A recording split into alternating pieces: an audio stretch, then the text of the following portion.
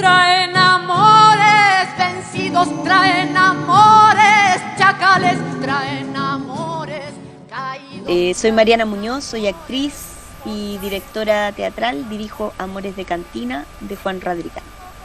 Bueno, hace mucho tiempo yo igual todos los textos que dirigí en los primeros tiempos eran de Radricán.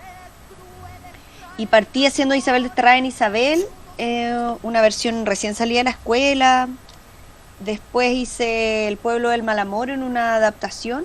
Y esta adaptación que hice la hicimos musical. Siempre a los proyectos Radricán estaba invitado en primera fila, tenía una relación con él de amistad. Y cuando lo invité a la versión del pueblo del mal amor, él me dijo que justamente yo le había transformado el texto en una experiencia musical.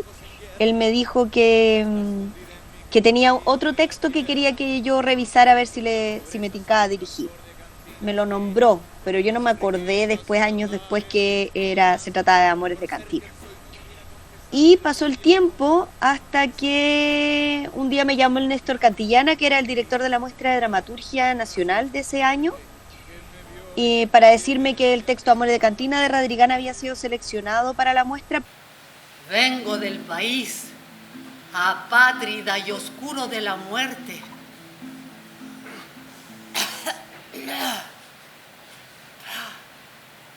El idioma de lágrimas que aprendimos cuando niños allá no significa nada. Allá hay que inventar el sol en las cuencas de la noche.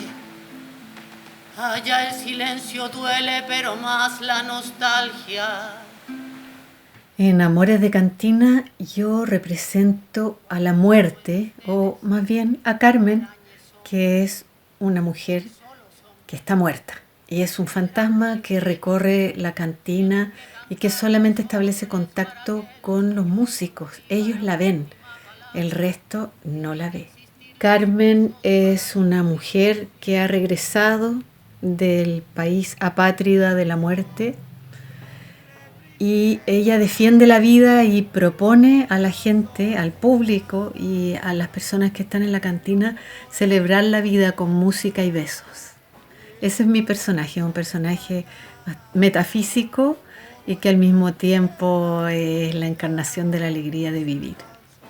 Y que al final lamenta mucho que los personajes de la cantina estén tan enamorados de una futura muerte, una futura cercana muerte. Era un texto antiguo, era un texto que él escribió como en los tempranos 2000. Consideraba que no estaba listo y que de alguna manera era un texto que podía estar más acorde con el presente en que iba a ser montado, cosa que hizo. Cuando hizo la adaptación, hizo cambios fundamentales pero los hizo antes de que ocurrieran las cosas igual, pero que de alguna manera en el momento en que se estrenó la obra empezaron a significar, como elaboraron ese presente que estábamos viviendo, que justo además coincidió con la época de las movilizaciones sociales del 2011, que fueron las más grandes movilizaciones que habían habido hasta ese entonces, después de esos momentos. Creo yo que gran parte de las cosas que él consideraba que el texto no estaba listo tenía que ver con la actualización del texto, de lo que decía el texto.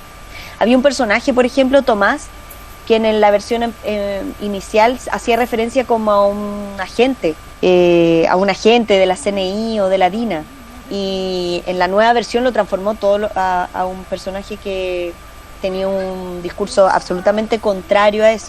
De hecho, es el personaje que es el portavoz como de la revolución o de la exigencia de que cambien las cosas. Es el personaje que es más político. Cuando lo cambió, de hecho, como que yo le dije, pero ¿cómo, Juan, si este era el malo de la película? Ahora son todos buenos. Y me dijo, sí, ahora son todos buenos. El texto ya planteaba desde el título que era una tragicomedia musical popular, y está estructurado por texto dicho y canciones que son indicadas por el autor. O sea, en las didascalias el personaje canta y luego viene todo un trozo de texto que se supone como canción, porque el personaje en la situación dramática está cantando. Esto ocurre en un bar, donde, a propósito de que los personajes canten, nosotros podemos suponer que hay un escenario, existe la instancia dentro de esa velada que ocurre en ese bar donde se canta. Hay de hecho un cantante que está contratado especialmente para animar la velada, la noche donde ocurre la acción, pero además de que exista este cantante, todos los demás son convocados a cantar. Eso está como estructuralmente en el texto. Entonces nosotros lo que hicimos fue hacer caso a eso, a esa indicación, y para la lectura dramatizada yo ya había convocado a José Looses, que es un músico, y con él nos juntamos a inventar estas canciones muy libremente, bajo la idea de que en esta cantina había un Wurlitzer, desde donde salían todas estas canciones. Wurlitzer, porque a la suerte de la doya podían salir las estéticas, los estilos musicales de estas canciones. Entonces, siempre bajo un rango popular que pudiese remitir al un universo musical de las cantinas del Santiago de Chile de ese momento. Nosotros lo planteamos como que estaba en un presente medio ambiguo, pero en un presente que dialoga con la nostalgia, entonces podían haber ritmos antiguos como ritmos un poco más modernos. Entonces por eso en el resultado que vimos uno puede encontrar de boleros a algo más o menos parecido a un rap.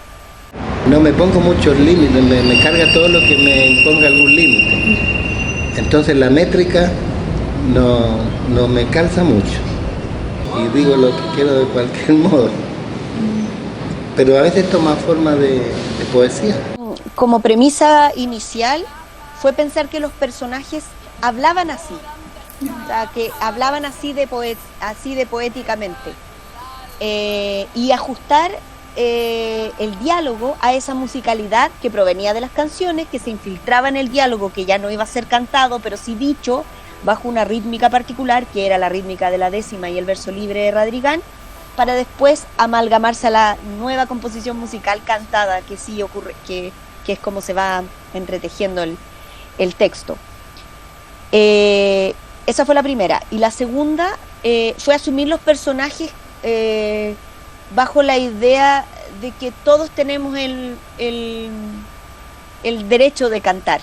Entonces, todos pueden llegar a ser cantantes de una cantina si es que lo quieren, independientemente si tienen como el estudio, el entrenamiento. Entonces, cada uno de los personajes fue asumido desde la perspectiva musical que les ofrecía el texto para componer su contorno humano como personaje. Entonces, también había mucha libertad en ese sentido. Hay un personaje que nosotros lo proponíamos con Coselo como que sus canciones fueran unas baladas setenteras, y el actor, que es el Claudio Rivero, el personaje Julián, nos dijo, no, sabéis que a mí me suena más un tango.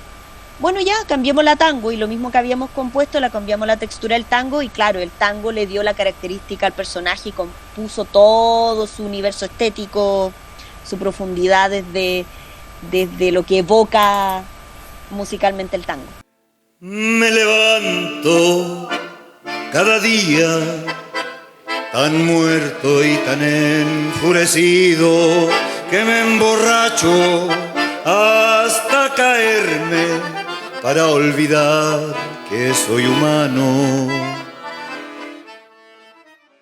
El primer encuentro con la obra fue con la música de la obra, que fuimos creando junto a José Looses, que era nuestro líder, y a partir de los versos de Juan íbamos improvisando, componiendo entre todos. Algunos traíamos cosas desde la casa, y el gran soporte que se ensayó en un inicio, dado que fue una lectura, fueron las canciones.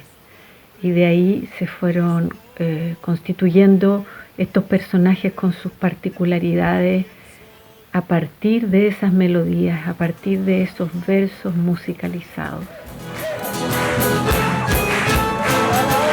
Allita al revuelo, que no hay en tierra y cielo, recuerdo de batalla igual, nacieron tal para cual. Si son verdades o mitos, no lo dicen los escritos, ni figuran los anales, ni los bienes ni los males. quería actores que les gustara mucho cantar, o que hubiesen cantado alguna vez en diferentes obras, o que hubiesen transitado por obras que hablaran, que se interesaran, o que estuvieran sensibilizadas con el universo popular, o pudiesen abordar las complejidades de la marginalidad que retrata Radrigán. Y para eso, justo en ese mismo momento, yo todavía actuaba en La Negra Esther, que actué mucho tiempo ahí, y cuando me pasaron el texto estábamos haciendo esa obra y estaba trabajando en esa obra con el Ivo, que actúa en la obra, en Amores, estaba trabajando con Iván, que actúa en Amores, y estaba trabajando con el Claudio, entonces fueron los primeros convocados porque estábamos viviendo ese proceso. Y al mismo tiempo yo venía de trabajar con la María y con Luis Dubó en otras cosas, entonces los convoqué a ellos también, siempre estaban como alrededor mío en esos momentos, pero coincidía que eran actores o que habían trabajado conmigo en algo relacionado con estos universos que te estoy diciendo. En el caso de mis compañeros, más la María, con Andrés Pérez, se sumó la Emma Pinto, que también había trabajado con Andrés Pérez, y después está también Francisco Osa, que no venía de ese universo propiamente tal, pero que yo también había seguido trabajando con él en otras cosas, y que en cosas musicales. Entonces la elección fue eso, fue como una mezcla afectiva, de que son amigos míos también, pero también que esa amistad había transitado en términos profesionales por los mismos lugares artísticos emotivos, por así decirlo. También somos como que nos hemos constituido un poco como familia, entonces lo pasamos muy bien haciendo la obra, inventándola, y después nos hemos mantenido en el tiempo un montón de años, pues entonces eso ha significado que se generan unas cosas como de familia. Entonces tengo la impresión que eso es un súper importante ingrediente que tiene la obra, además de las cualidades artísticas de calidad artística que tiene el texto, y después la traducción escénica que se hizo. Pero lo que amalgama todo esto yo creo que tiene que ver como con una sustancia que es más inasible y que proviene del mundo de los afectos, y de esos afectos compartidos como con la percepción del público de ese momento. Además pasa que la reversión que hizo Radrigán del texto fue como una especie, Radrigán se convirtió como una especie de pitonizo de lo que iba a pasar, porque los cambios que hizo del texto fueron sustanciales, lograron como espejear muy bien lo que iba a pasar después, lo que pasó durante el proceso. Entonces nosotros ensayamos, por ejemplo, toda la obra en medio de marchas, movilizaciones, que partió ese año con las marchas de la Patagonia sin represa, después pasó a el conflicto mapuche, después pasó a las marchas estudiantiles, y todo eso nosotros salíamos de ensayo y no íbamos a la marcha, digamos. Entonces todo eso empezó a permear también lo que empezó a crearse con la obra. Entonces creo yo que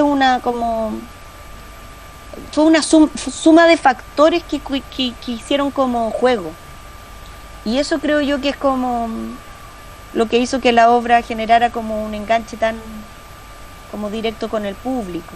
El público quiere repetírsela, que el público lo pase bien viéndola, a pesar de que no es una obra necesariamente fácil, pero sí una obra donde se pasa bien, pero es una obra compleja igual. Invita a la reflexión, es dolorosa, pero al mismo tiempo nos reímos, y además pensamos en el presente, y se dicen cosas importantes. Entonces creo que esa mezcla es lo que ha hecho como que la gente quiera verla, que le guste, no sé.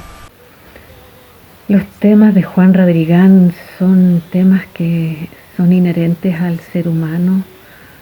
No creo que nunca desaparezcan de nuestro interés de escuchar y seguir reflexionando respecto de ellos: el amor, la muerte, la razón, la ausencia de una razón, el abandono de las razones, las traiciones, el desencanto, la revolución, la voluntad de cambio, la responsabilidad y la irresponsabilidad, la borrachera necesaria para poder soportar, la trascendencia, el dolor, y siempre la alegría de respirar y de celebrar y de compartir. Juan tiene una temática que alcanza para todos y al mismo tiempo tiene un verso y una prosa también tan cercana, tan chilena, tan necesaria y al mismo tiempo complementaria de esta voluntad de saltar a la poesía. Qué soberbias, qué fiereza han de juntar hombre con muerte, hombre con muerte, hombre con muerte.